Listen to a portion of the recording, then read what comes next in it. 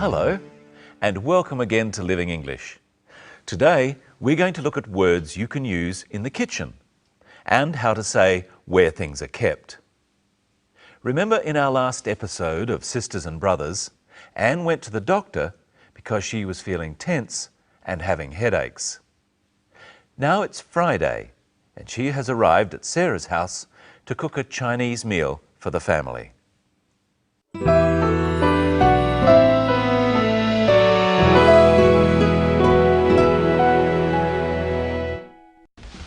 You feeling better now? Yes. The doctor said I should relax. Oh, why don't you sit down? Let me cook. No, I enjoy cooking. It is relaxing for me. Okay then. Well, let me help. Oh, what do you need? I need a sharp knife. The knives are in this drawer. And a wok. Do you have one? Yes, of course. It's in this cupboard. And do you have a, I don't know what it's called, a kind of a saucepan with holes in it? A colander? It's in here too. It's behind the saucepans.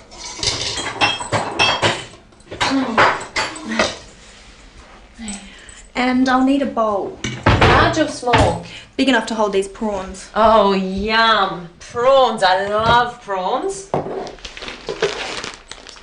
How about this one? No, that's too big. I don't need one as big as that. This one?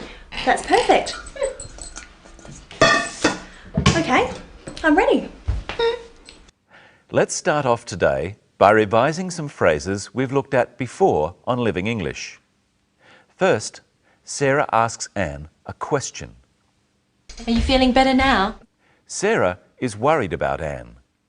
She is showing her concern because she knows Anne was not feeling well. Try saying, "Are you feeling better now?" with Sarah. Are you feeling better now? Sarah wants to know if Anne is feeling better than she was feeling before. That is, not as bad as she was feeling before.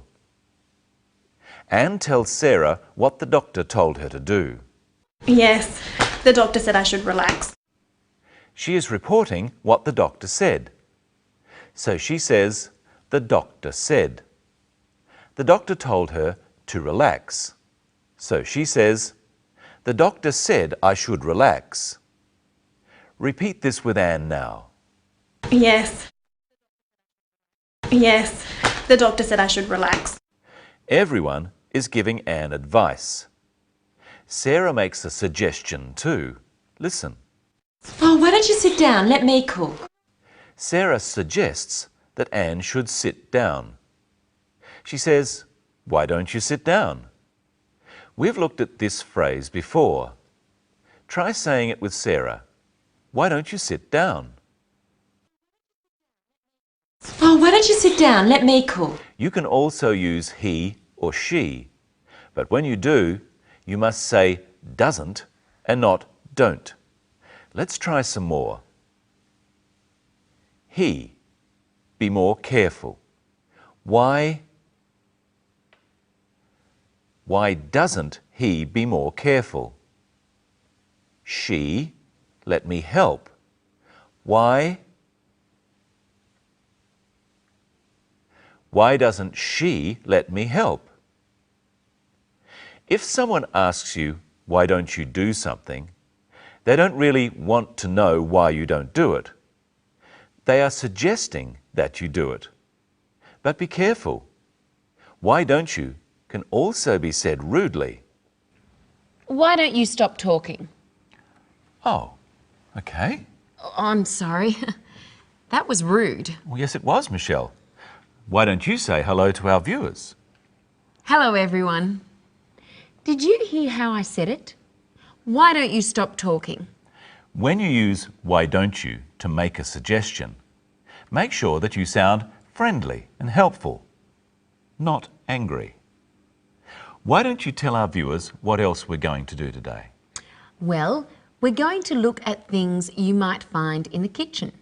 But first, let's watch again how Anne finds the things she needs in Sarah's kitchen. Oh, what do you need? I need a sharp knife. The knives are in this drawer. And a wok. Do you have one? Yes, of course. It's in this cupboard. And do you have a, I don't know what it's called, a kind of a saucepan with holes in it? Colander? It's in here too. It's behind the saucepans. We've looked before at words such as in and next to when giving directions. Here we're describing where things are in relation to one another. So Brenton, we have some common kitchen items here. We have a plate, a bowl and a cup. Can you tell me where they are using the words next to, behind and in front of? You help me first. Where's the cup? The cup is next to the bowl. Where's the plate? The plate is behind the bowl. And where's the bowl? The bowl is in front of the plate. Now let's look again at Anne describing something she doesn't know the name of. And do you have a, I don't know what it's called, a kind of a saucepan with holes in it? So Brenton, I have a game for you. Well, why don't you tell me what to do? First, look at all these objects here and tell our viewers what they are. What is this called? It's a knife. What do you call these? They're chopsticks. What is this called?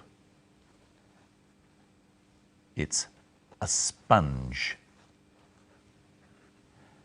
What do you call this? It's a grater. Okay, now we'll put the objects in this bag.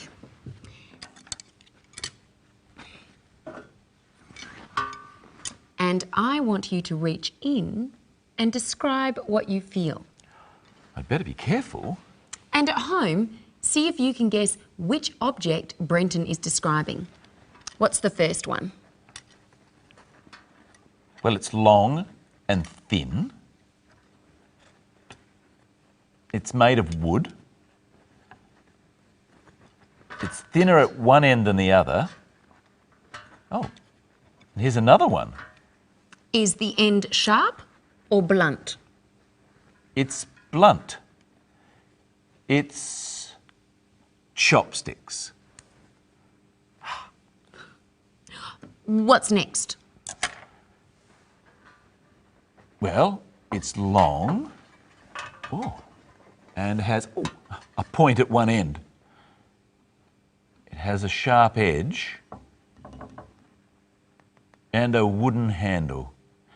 Yes, the handle is made of wood, I think. What is it? It's the knife. Are you all right? Oh, I think so. The next one is soft and bends. I can squeeze it. Which object is it? It's the sponge. Well done. Last one. It's made of metal. It has flat sides. The sides are very rough. You know what this is. It's the grater. So you can describe things by saying what they're made of. It's made of metal. They're made of wood. Or whether they're rough or smooth.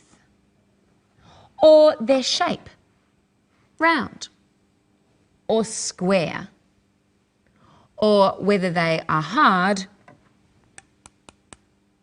or soft. sharp, or blunt. Now let's look once more at our story. Anne is asking Sarah for a bowl the right size. And I'll need a bowl. Large or small? Big enough to hold these prawns. Big enough to hold these prawns. If the bowl is too small, the prawns won't fit in it. Here we have 3 boxes and a ball. Which box is big enough to hold this ball, Brenton? Well, let's have a look. This one is too small. It isn't big enough. This one is also too small. It isn't big enough either. This one is okay. This box is big enough to fit the ball. After me, say whether the boxes are big enough or not big enough. This one,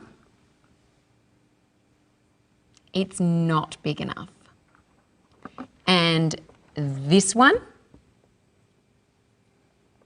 it's big enough. The word enough also reminds us that English is a very strange language, especially the way that words are spelled. Brenton, tell me some words that have O-U-G-H in them. Well, there's though, that's a common one, and bought. I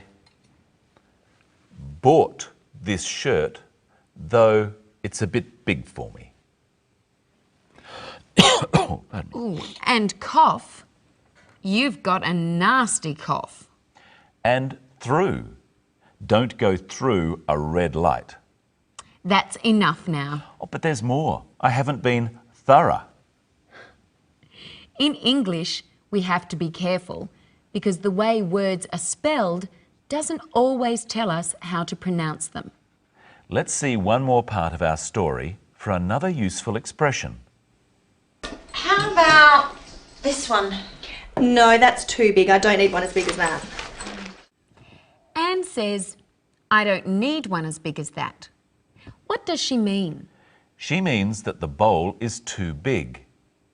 We use the word as twice with an adjective in between, as big as, when comparing things.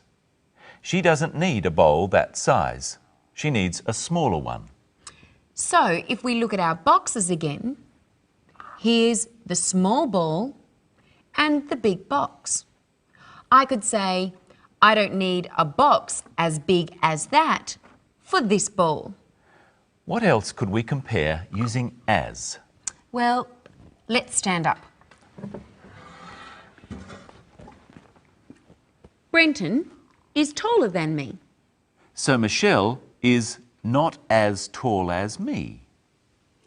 But as we've seen before on Living English, Brenton is not as beautiful as me. Says you. And that's all we've got time for today. We'll see you next time when we look at giving instructions.